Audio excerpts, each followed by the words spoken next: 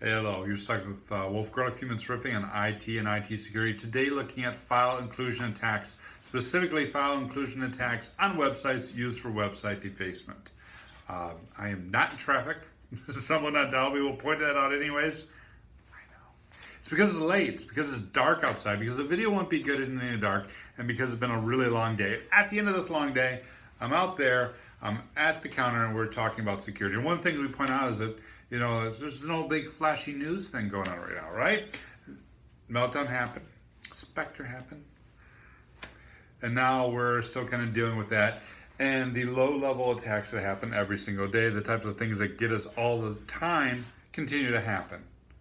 And one of those are file inclusion attacks with website defacement. So tip for you, if you haven't already looked at it, look at your websites and look for these types of attacks. And they happen quite frequently.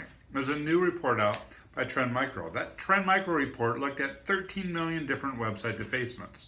Found some interesting things. Interesting one, side note, how often have you heard security people go, if you only run Linux, you will not get attacked?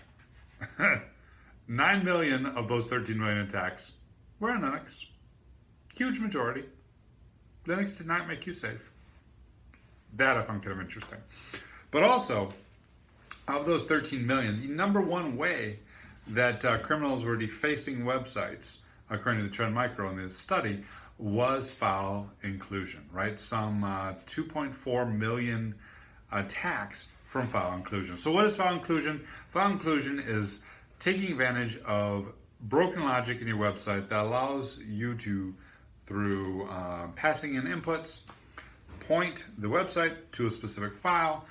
In the olden days, we'd always try and get the passwords file. Nowadays, it's things like trying to execute file off and upload. This is very similar to what happened with the Equifax attack, where you're able to use Jakarta to upload some data and then execute off that. You upload a file, image or whatever it is, or you trick the server to point to someone else's file. If you upload a file, it's remote file inclusion, or local. If you're pointing to someone else's file, it's remote. So either locally or remote, you get this web app to execute your application contents, usually something malicious, so you can deface the website or gather creds or whatever it may be. How can we protect against this? Web developers, number one thing, strong input validation. Look for this in your inputs. Look for file patterns. Look for escaping folders or escaping directories. Look for passing in URLs when you're asking for a path to a folder, those types of things.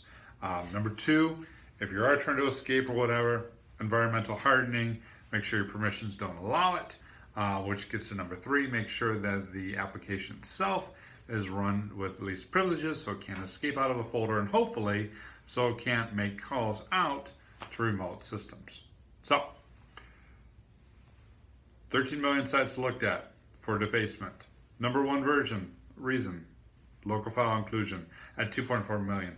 Ways to stop it, strong input validation, environmentally hardening, running as least privilege, and patch Meltdown, because we should still be panicking about Meltdown, and we haven't talked about that in a while. That said, what do you think? Do you have any good tips for preventing local file inclusion? Comments, social media, hit me up.